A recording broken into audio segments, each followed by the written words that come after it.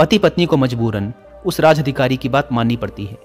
असल में उस राहगीर की पत्नी बहुत सुंदर थी, जिसे देखकर राज अधिकारी उस पर मोहित हो गया था। उस पर काम वासना हावी हो जाती है, और जब व्यक्ति पर काम वासना हावी हो जाती है तो उसे सही गलत कुछ समझ नहीं आता। नमो बुद्धाय। कि समस्याओं से समाधान की यात्रा ही बुद्ध की यात्रा है। आधुनिक विश्व की ऐसी कोई समस्या नहीं है जिसका समाधान सैकड़ों वर्ष पहले बुद्ध के उपदेशों में हमें प्राप्त न हुआ हो। एक व्यक्ति जो किसी के साथ बुरा नहीं करता, जानबूझकर किसी को दुख नहीं पहुंचाता, जरूरत पड़ने पर लोगों की मदद करता है, अपनी सामर्थ्य अनुसार गरीबों को दान देता है, पूरी श्रद्धा से पूजा पाठ इत्यादि भी करता है। लेकिन जब ऐसे व्यक्ति के साथ कोई अनहोनी, बड़ी दुर्घटना, अन्याय या कुछ गलत होता है तो लोगों के मन में सिर्फ एक ही प्रश्न उठता है कि अच्छे लोगों के साथ ही बुरा क्यों होता है। तो आज हम इस प्रश्न का उत्तर जानने की कोशिश करेंगे गौतम बुद्ध के जीवन से जुड़ी एक कहानी के माध्यम से। गौतम बुद्ध के समय में उनका एक अनुयायी हुआ जिसका नाम था महाकाल। महाकाल सच में एक बहुत ही अच्छा और धार्मिक व्यक्ति था। वह लोगों की मदद करता, गरीबों को दान देता, किसी के साथ अन्याय नहीं करता और बुद्ध द्वारा बताए गए पंचशीलों का पालन करता। सीलों का पालन अर्थात हत्या नहीं करना, चोरी नहीं करना, व्यभिचार नहीं करना, झूठ नहीं बोलना और नशा नहीं करना। इसके साथ ही वह बुद्ध द्वारा बताए गए ध्यान और साधना का अभ्यास भी करता। वह हर पूर्णिमा और अमावस्या को बौद्ध आश्रम में होने वाले उपोषण में हिस्सा लेता और पूरी रात बुद्ध के प्रवचन सुनता। ऐसे ही एक अमावस्या के दिन उसने उपोषण किया और रात को बुद्ध के प्रवचन सुनने लगा। भोर सवेरे जब बुद्ध के प्रवचन समाप्त हुए तो आश्रम से निकलकर वह पास के ही तालाब में नहाने के लिए चला गया। उसी रात उस गांव में कुछ चोर एक घर में चोरी करने के लिए घुसे हुए थे।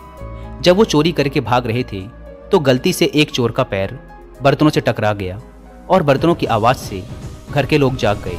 चारों तरफ हल्ला मच गया कि गांव में चोर घुसे हैं। मोहल्ले भर के लोगों ने चोरों का पीछा करना शुरू कर दिया। कुछ देर तक तो चोर गहने जेवरात की पोटली लेकर भागते रहे, लेकिन जब उन्हें महसूस हो गया कि अब बचना संभव नहीं है, पकड़े जाएंगे, तो तालाब के पास से जाते हुए चोरों ने सारे गहने जेवरात महाकाल के कपड़ों के पास फेंक दिए और वहां से भाग गए। जब लोग वहां पहुंचे तो उन्होंने देखा कि चोरी का सारा सामान तो इस व्यक्ति के कपड़ों के पास पड़ा हुआ है। सभी लोगों ने महाकाल को ही चोर समझ लिया और तालाब से बाहर निकालकर उसे मारना शुरू कर दिया। वह कहता रहा कि मैं चोर नहीं हूँ, मैं तो रात भर प्रवचन सुनकर आया हूँ और यहाँ सिर्फ स्नान कर रहा था। मुझे नहीं पता ये चोरी का सामान यहाँ कैसे आ गया। लेकिन भीड़ ने उसकी एक न सुनी और यह कहते हुए और मारने लगे कि अच्छा, चोरी करने के बाद अब नाटक कर रहा है कि मैं अच्छा आदमी हूँ, प्रवचन सुनकर आ रहा हूँ। गुस्साई भीड़ ने उसे इतनी बेरहमी से पीटा कि उसकी मौत हो गई और उस मृत महाकाल के शरीर को वहीं छोड़कर लोग अपने अपने घर चले गए। सुबह जब आश्रम के कुछ शिष्य तालाब में पानी लेने के लिए आए तो उन्होंने महाकाल के मृत शरीर को तालाब के पास पड़ा देखा। पूछने पर पता चला कि चोरी के आरोप में लोगों ने महाकाल को पीट पीट कर मार दिया। शिष्यों ने बुद्ध के पास जाकर ये दुखद खबर सुनाई कि बेचारे उपासक महाकाल को लोगों ने मार दिया। उसे उस गलती की सजा मिली जो उसने की भी नहीं थी। बुद्ध शिष्यों के द्वारा की जा रही अलग अलग बातों को बस ध्यानपूर्वक सुन रहे थे। तभी उनमें से एक शिष्य ने बुद्ध से पूछ ही लिया, बुद्ध, ये बात तो आप भी जानते हैं कि महाकाल कितना अच्छा इंसान था। उसने कभी किसी के साथ कुछ गलत नहीं किया, फिर उसके साथ ही इतना गलत क्यों हुआ? बुद्ध ने कहा, महाकाल इस जन्म में तो अच्छा था, लेकिन आज जो भी उसके साथ हुआ ये उसी के कर्मों का फल है जो उसने पूर्व जन्म में किए थे। वीडियो को लाइक करके कमेंट में नमो बुद्धाय जरूर लिखें। अपने पिछले जन्म में महाकाल वाराणसी के राजा के यहाँ एक राज अधिकारी था। वाराणसी के पास एक बड़ा सा व्यावसायिक गांव था जहां पर पहुंचने के लिए एक जंगल को पार करना पड़ता था। लेकिन उस जंगल में कुछ लुटेरे रहते थे जो कि वहां से गुजरने वाले राहगीरों और छोटे व्यापारियों के सामानों को लूट लिया करते थे। व्यापारियों ने वाराणसी के राजा से अपनी सुरक्षा की गुहार लगाई तो वाराणसी के राजा ने अपने उस राज अधिकारी को कुछ सैनिकों के साथ व्यापारियों से कुछ धन लेकर उन्हें जंगल पार कराने के काम पर नियुक्त कर दिया। राज अधिकारी महाकाल भी अपने काम को पूरी ईमानदारी से कर रहा था। वह लोगों से कुछ धन लेता और अपने सैनिक भेजकर उन्हें सुरक्षित जंगल पार करवा देता। एक शाम पति पत्नी का एक जोड़ा अपनी छोटी सी बैलगाड़ी में बैठकर राज अधिकारी के पास आता है और धन के बदले उन्हें सुरक्षित जंगल पार करवाने के लिए कहता है। लेकिन राज अधिकारी ये कहते हुए उन्हें मना कर देता है कि अभी जल्द ही रात होने वाली है, इसीलिए वो उनकी और अपने सैनिकों की जान खतरे में नहीं डाल सकता। उन्हें जंगल पार करने के लिए सुबह तक का इंतजार करना पड़ेगा। वो पति पत्नी बहुत आग्रह करते रहे कि अभी रात होने में बहुत समय है, वो उन्हें जंगल पार करा दे, लेकिन राज अधिकारी नहीं मानता और उन्हें सलाह देता है कि वो रात भर यहीं रुके। उनके रहने और खाने की व्यवस्था वो खुद करवाएगा। पति पत्नी को मजबूरन उस राज अधिकारी की बात माननी पड़ती है। असल में उस राहगीर की पत्नी बहुत सुंदर थी, जिसे देखकर राज अधिकारी उस पर मोहित हो गया था।